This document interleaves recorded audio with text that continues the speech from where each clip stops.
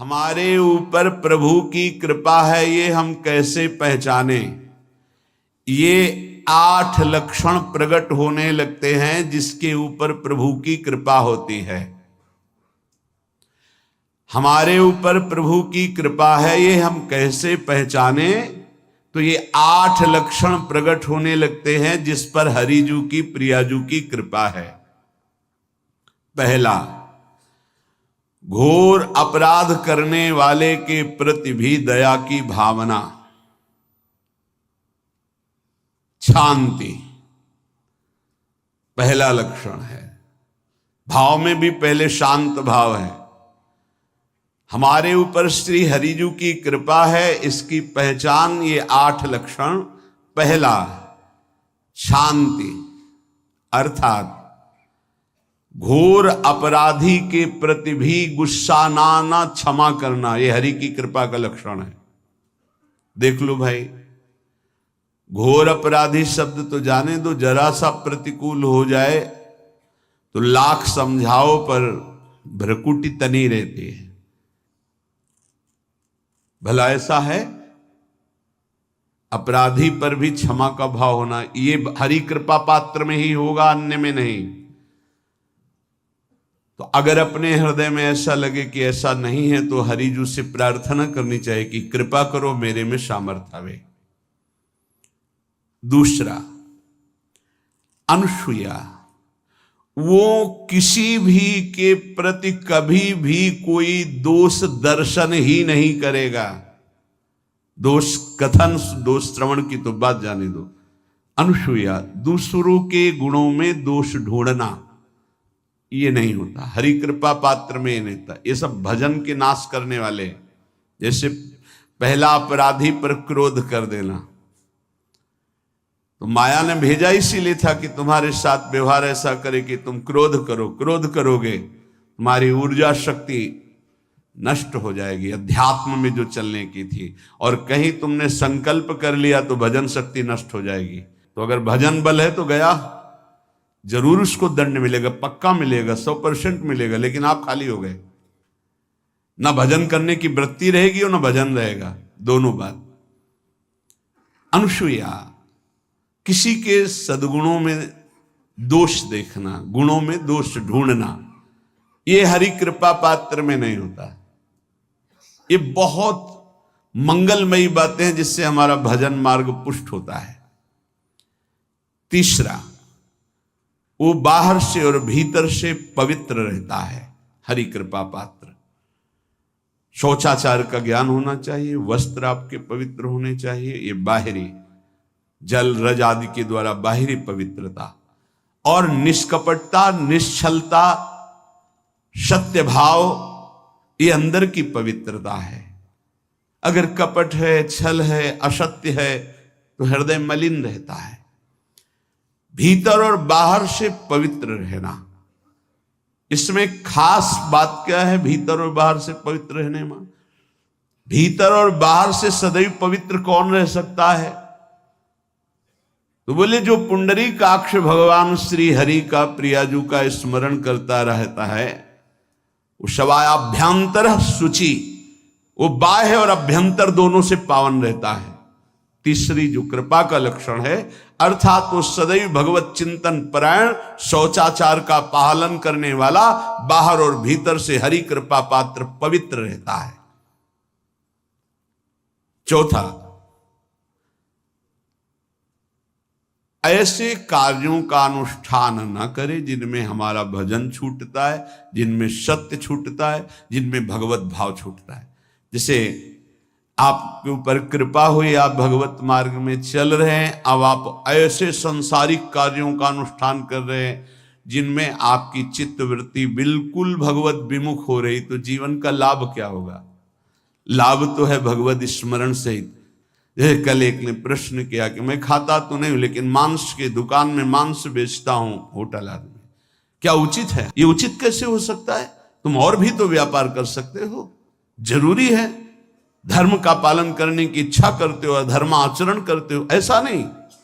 तो विरत बहुकर्मा, उन कर्मों से हमें विरत रहना है जो हमारे धर्म के विरुद्ध है, जो भजन के विरुद्ध है। हरि कृपा पात्र ऐसे कर्मों का अनुष्ठान कर ही नहीं सकता। अपने भजन का फल देखना भगवत कृपा पात्र के, सबको प्रदान कर देना। हिम्मत है?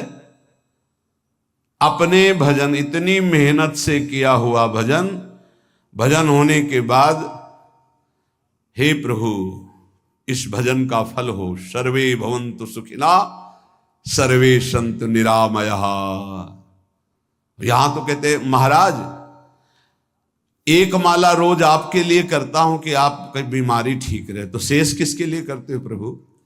शेष क्या? अगर इष्ट और गुरु के लिए तुम्हारा है कि एक माला करते तो फिर इतनी माला करते तो हमें क्या होगा?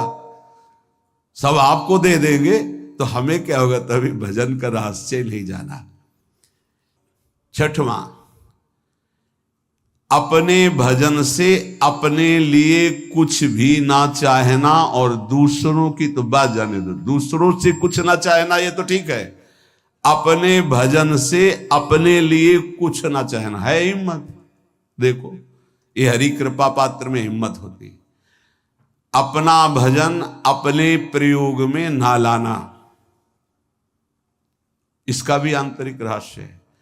अपने प्रयोग में आप शरीर को लेकर के बोलेंगे, अगर स्वरूप को लेकर तो प्रयोग की कोई वहां जरूरत ही नहीं, स्वरूप पूर्ण काम है, वहां कोई अभाव नहीं।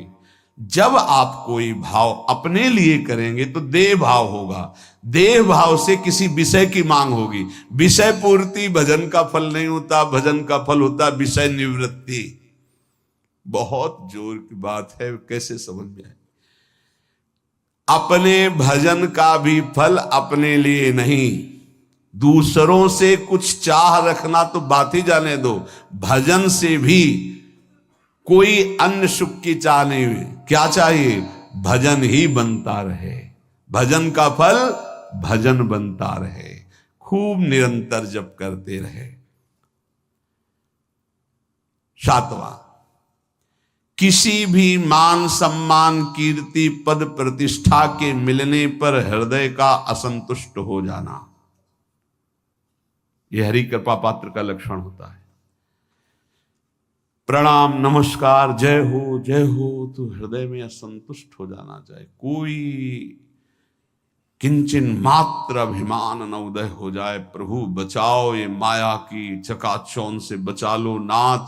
कौन सा अपराध बन गया कि आपकी जय की जगह यहां हमको ऐसा सुनना पड़े। मान प्रतिष्ठा कीर्ति जिसके लिए बड़े बड़े लालायित रहते, हरि कृपा पात्र को विष की तरह चुभती है। और आठवां, किसी भी प्राणी समुदाय से संबंध ना रखते हुए सब पर दया की भावना, सब पर कृपा की भावना, सब पर करुणा मैत्री, पर किसी से ममता नहीं। ये सूत्र बहुत व्यवहार में प्रयोग करने योग्य है। सबसे करुणा और मैत्री, पर किसी से ममता नहीं। करुणा तो करी भरत जी ने, मैत्री भी की मृग से, पर ममता रहित नहीं रहे। ममता कर ली तो अगला जन्म हिरण का हो गया। ममता नहीं रखनी। निर्ममो निरहंकारा, करुणा मैत्री तो करनी है, जैसे इसमें आदेश है, गीता में जी आदेश है, अद्वेष्टा सर्वभूतान मैत्र करुण एवच, पर निर्ममो निरहंकारा, ये साधक की चतुरता है। प्राणी मात्र पर दया कृपा करुणा मैत्री, पर ममता नहीं। ममता किसी से, और यहां करुणा मैत्री ये तो गायब हो गई, केवल ममता रह गई है। अपने शरीर से ममता, शरीर संबंधियों से ममता, विषय भोगों से ममता, यही जहर है। संबंध में ये ममता ही जहर है, विचारों में अहंकार जहर है, कर्मों में ये आसक्ति जहर है। इसी जहर को मिटा दे तो जीवन मुक्त महापुरुष कर्म करते हुए, विषय सेवन करते हुए, वार्ता करते हुए, विचार करते हुए, बिल्कुल जहर रहित उसका जीवन हो गया। तो ये 8 बातें हरि कृपा पात्र में होती है, इनको बार बार सुनना और हृदय में धारण करना।